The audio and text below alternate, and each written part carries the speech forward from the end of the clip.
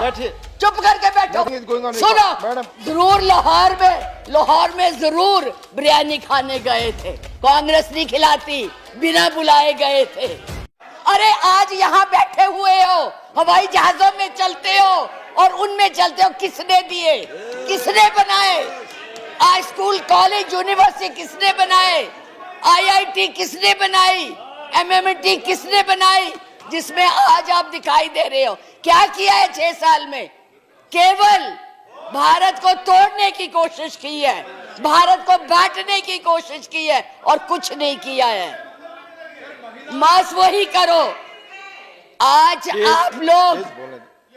आप लोग इस देश को इस तरह से बांटना चाहते हैं। बैठ जाइए, बैठो, चुप करके बैठो। सुनो मैडम प्लीज, आप चेयर को एड्रेस करें मैडम। आज तो मैं उपाध्यक्ष जी देशद्रोही की भी परिभाषा पूछना चाहती। क्या है देशद्रोही की परिभाषा? किसको देशद्रोही कहते हैं? मुझे याद है जब कम्युनिस्ट पार्टी ने भारत की आजादी को नहीं माना था, 4 साल के लिए बैन कर दी थी, लेकिन उनको देशद्रोही नहीं कहा था। नेहरू ने, सरकार ने देशद्रोही नहीं कहा था।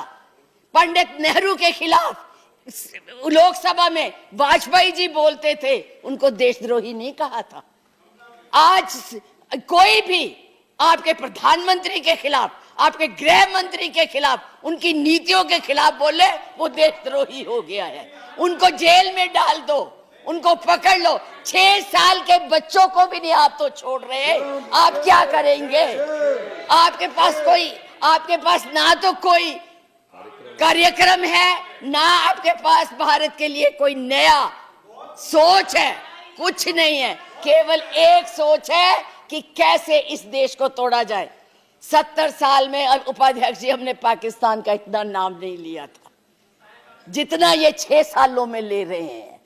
हमारी महानायिका ने पाकिस्तान के 2 हिस्से कर दिए थे, बांट दिया था, और ये आज पाकिस्तान के नाम से डरा रहे हैं और वैसे कहते हम बहुत मजबूत है।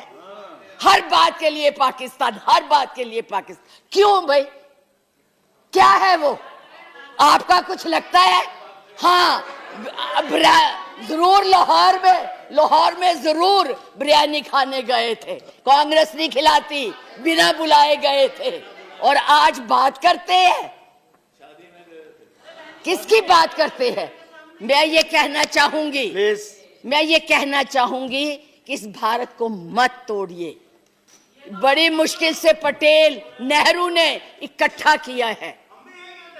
आप तोड़ रहे हैं, आप नहीं कहते हैं, आप तोड़ रहे हैं, इसका विभाजन कर रहे हैं, लोगों को बांट रहे हैं। मैडम आप चेयर को एड्रेस करें, आपस में चर्चा ना करें। मैं उनको एड्रेस ही नहीं करती जी, मैं उनको समझती कुछ नहीं हूँ। वो है ही कुछ नहीं, जिनको बोलने की समझ नहीं है, उनसे क्या बात करनी है। मैं तो ये कह रही हूँ कि इस देश को मत बांटिए, इस देश के टुकड़े मत कीजिए, नफरत मत फैलाइए। बहन जी चुप रहिए, अपनी बारी में बोल लेना जो बोलना होगा, अब चुप करके बैठी रहिए प्लीज। अब देश के टुकड़े मत कीजिए।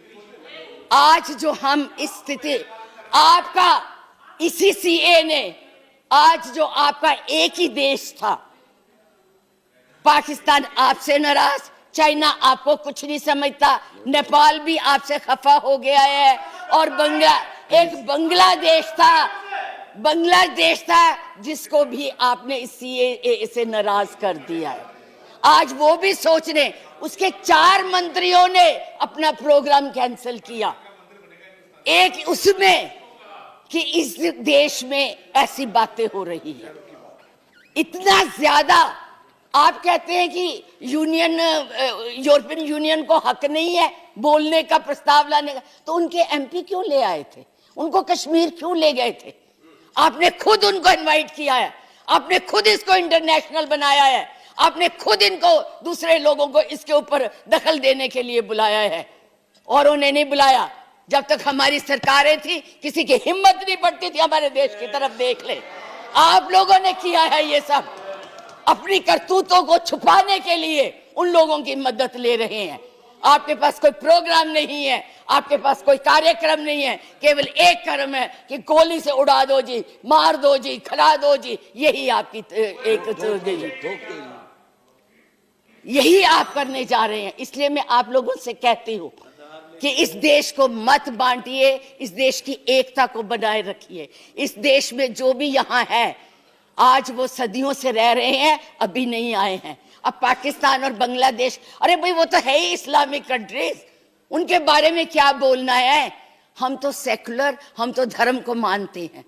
किस धर्म की बात आप करते हैं? किस राम की बात करते हैं जिसने अपनी मर्यादा को रखने के लिए जनता की बातें सुनी थी? उस जनता की बात सुन के उसने सीता को वनवास भेज दिया, और आप लोग बात तक नहीं करना चाहते। किस राम राज्य की बात करते हैं? किसको पूजते हैं आप? मंदिर बनाइए, जरूर बनाइए, लेकिन उनके आदर्शों को भी मानिए, उनकी बताई हुई बातों को भी मानिए। सिर्फ केवल कहने से बात नहीं बनती है, ऊंचे ऊंचे भाषण देने से नहीं बात बनती। इसलिए मैं यही कहूंगी कि इस देश को मत बांटिए, एक रहने दीजिए, ये नफरत मत फैलाइए। ये आपके लिए भी और हमारे लिए भी बहुत धन्यवाद।